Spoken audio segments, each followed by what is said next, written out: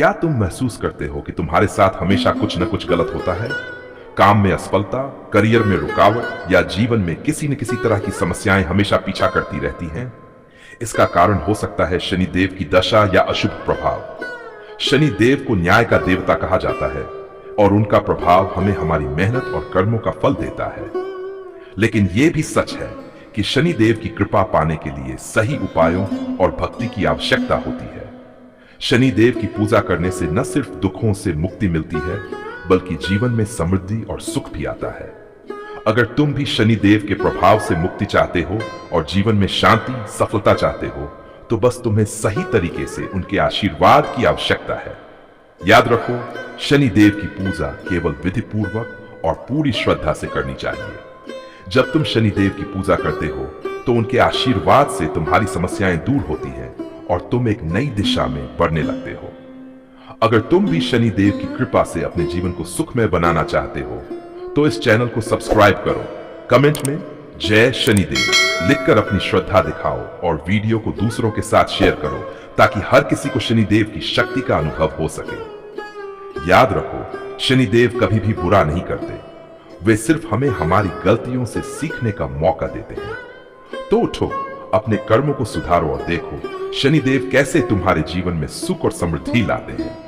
ओम प्रां सहस्रेश्वराय नमः। ओम शं शनेश्वराय नमः। ओम प्रां प्रीं प्रौं सहस्रेश्वराय नमः। ओम शं शनेश्वराय नमः। ओम प्रां प्रीं प्रौं सहस्रेश्वराय नमः। ओम शं शनेश्वराय नमः। ओम प्रां प्रीं प्रौं सहस्रेश्वराय नमः। ओम शं शनेश्वराय नमः। ओम प्रां प्रीं प्रौं सहस्रेश्वराय नमः। ओम शं शनेश्वराय नमः। ओम प्रां प्रीं प्रौं सहस्रेश्वराय नमः। ओम शं शनेश्वराय नमः। ओम प्रां प्रीं प्रौं सहस्रेश्वराय नमः। ओम शं शनेश्वराय नमः। ओम प्रां प्रीं प्रौं सहस्रेश्वराय नमः। ओम शं शनेश्वराय नमः। ओम प्रां प्रीं प्रौं सहस्रेश्वराय नमः। ओम शं शनेश्वराय नमः।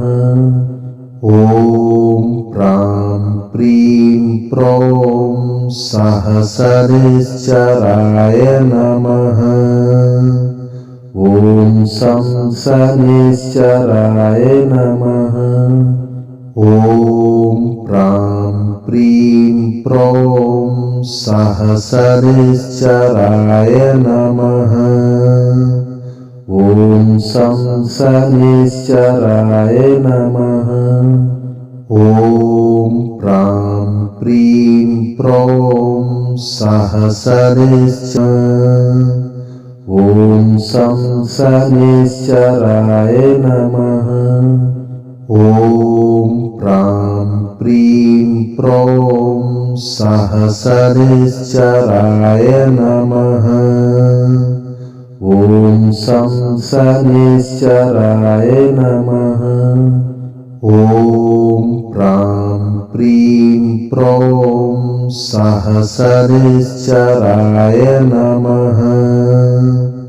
ॐ शं शनैश्चराय नमः।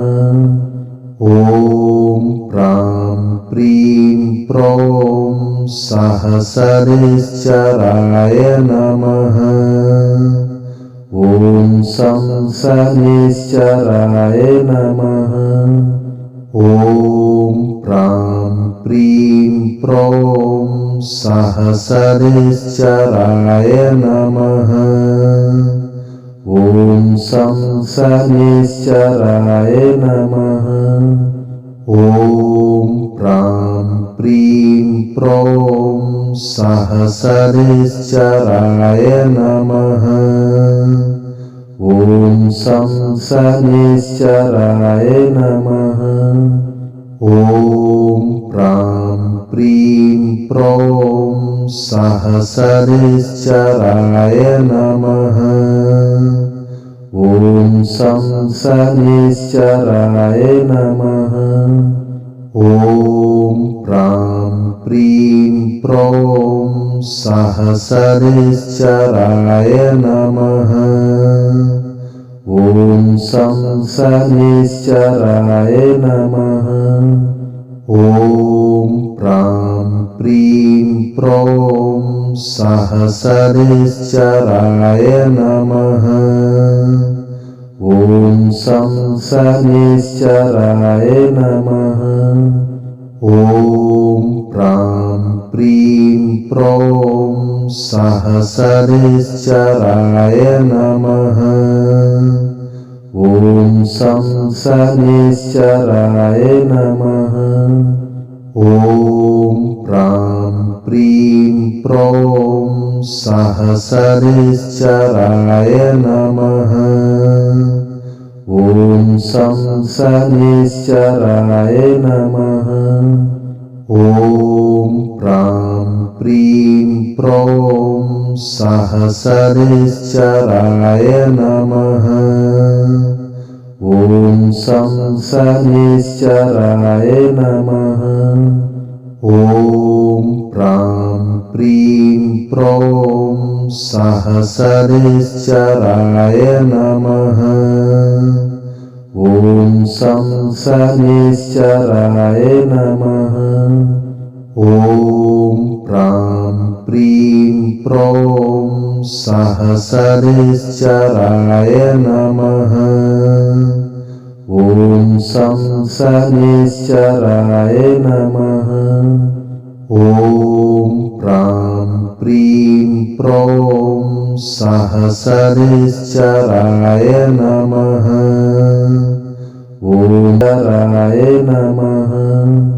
ॐ प्रां प्रीं प्रौं शनैश्चराय नमः। ॐ शं शनैश्चराय नमः। ॐ प्रां प्रीं प्रौं शनैश्चराय नमः। ॐ शं शनैश्चराय नमः।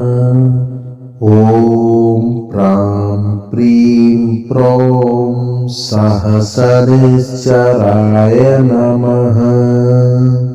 ॐ शं शनैश्चराय नमः। ॐ प्रां प्रीं प्रौं शनैश्चराय नमः। ॐ शं शनैश्चराय नमः। ॐ प्रां प्रीं प्रौं शनैश्चराय नमः। ॐ शं शनैश्चराय नमः।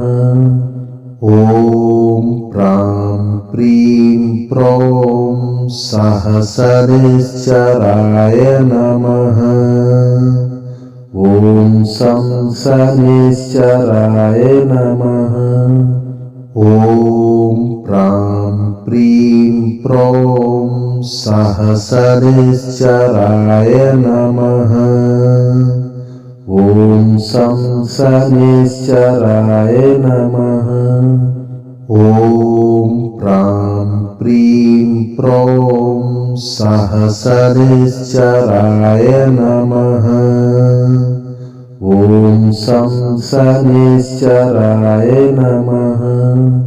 ॐ प्रां प्रीं प्रों सहसनिश्चराय नमः। ॐ सं शनिश्चराय नमः। ॐ प्रां प्रीं प्रों सहसनिश्चराय नमः। ॐ सं शनिश्चराय नमः। ॐ प्रां प्रीं प्रों सहसनिश्चराय नमः। ॐ सं शनिश्चराय नमः। ॐ प्रां प्रीं प्रों सहसनिश्चराय नमः। ॐ सं शनिश्चराय नमः। ॐ प्रां प्रीं प्रों सहसनिश्चराय नमः। ॐ सं शनिश्चराय नमः। ॐ प्रां प्रीं प्रों सहसनिश्चराय नमः। ॐ सं शनिश्चराय नमः। ॐ प्रां प्रीं प्रों सहसनिश्चराय नमः। ॐ सं शनिश्चराय नमः। ॐ प्रां प्रीं प्रों सहसनिश्चराय नमः। ॐ सं शनिश्चराय नमः। ॐ प्रां प्रीं प्रों सहसनिश्चराय नमः। ॐ सं शनिश्चराय नमः। ॐ प्रां प्रीं प्रों सहसनिश्चराय नमः। ॐ सं शनिश्चराय नमः। ॐ प्रां सहसनिश्चराय नमः।